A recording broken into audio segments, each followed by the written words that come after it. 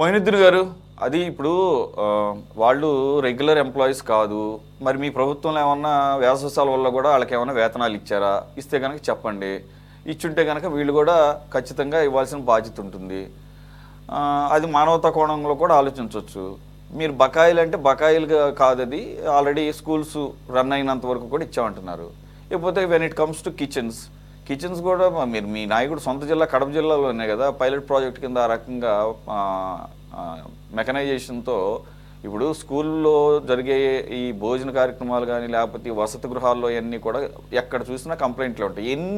ఎన్ని మీరు దాన్ని ఏమంటారు చెకింగ్స్కి వెళ్ళినా ఇన్స్పెక్షన్స్ చేసినా రోజు అక్కడ కూర్చోలేరు కదా.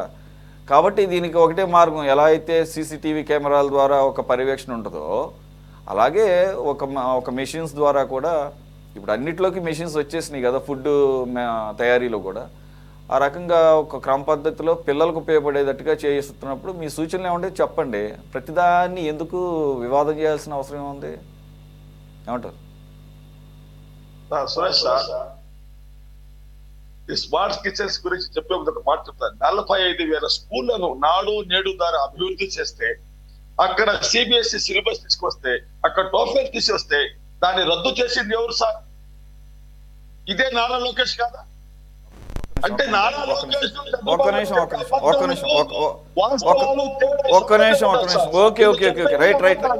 ఓకే మీరు వేరే పాయింట్ ఎత్తారు కాబట్టి వేరే పాయింట్కే.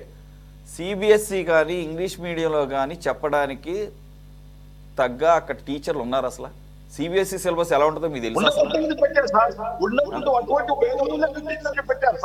ఇంపాసిబుల్, కుదరదు. వాళ్ళ స్టాండర్డ్స్ వేరు. అది అది ఒక్క రోజులో జరిగే పని కాదు. అది ఒక్క రోజులో జరిగే పని కాదు సార్. అది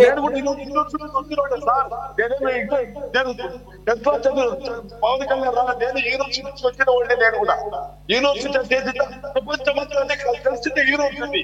అక్కడి నుంచి నేను వచ్చిన వాడిని. నాకు తెలుసు ఈ విద్యా వ్యవస్థ గురించి.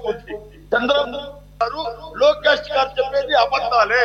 ఎందుకంటే సార్ ఈ మాట అంటున్నారంటే, సార్ ఏదైతే లోకేష్ గారు చెప్పారో మేము ఈ సిబిఎస్ఈ దీనిపైన ఒక ముఖ్యమైన విషయం చెప్తారు సార్. వీళ్ళేమంటారు ఈ విద్యా వ్యవస్థను బాగు చేసింది మేమే అంటారు. ఒకటే మాట.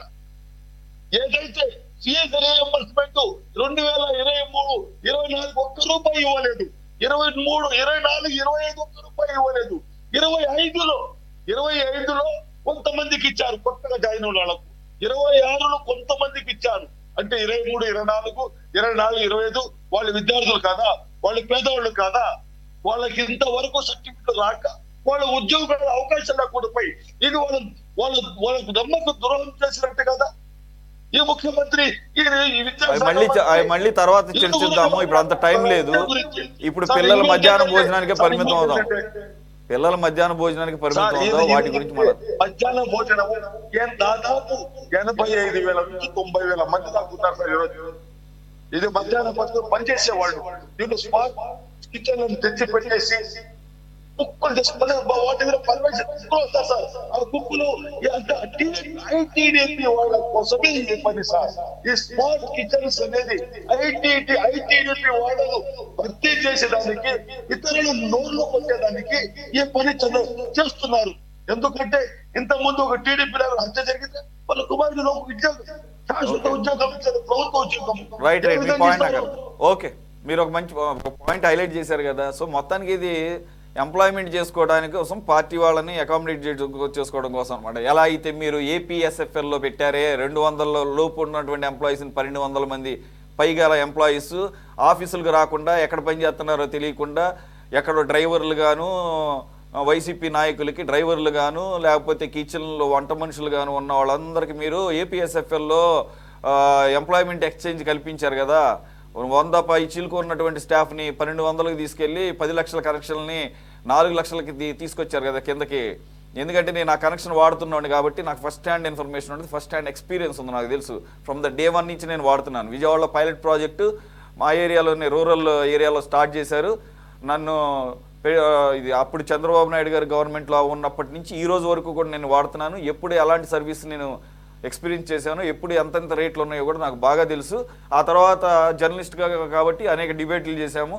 ఆ ఏపీఎస్ఎఫ్ఎల్ అలాగూ డెట్ రీడన్ అవడానికి పాపం వెంకటరెడ్డి దానికి చైర్మన్గా ఉండి కూడా దానికి ఏమీ చేయలేక విమర్శలు చేసి పార్టీ నుంచి పోస్ట్ నుంచి నిజాయితీ గలవాడు కాబట్టి వెళ్ళిపోవడం జరిగింది తెలుగుదేశం నుంచి. వెంకటరెడ్డి కదా ఆయన పేరు, మర్చిపోయాను నేను, ఆడిటర్, చార్టెడ్ అకౌంటెంట్. సరే అజయ్ గారు, ఎక్కువ టైం లేదు.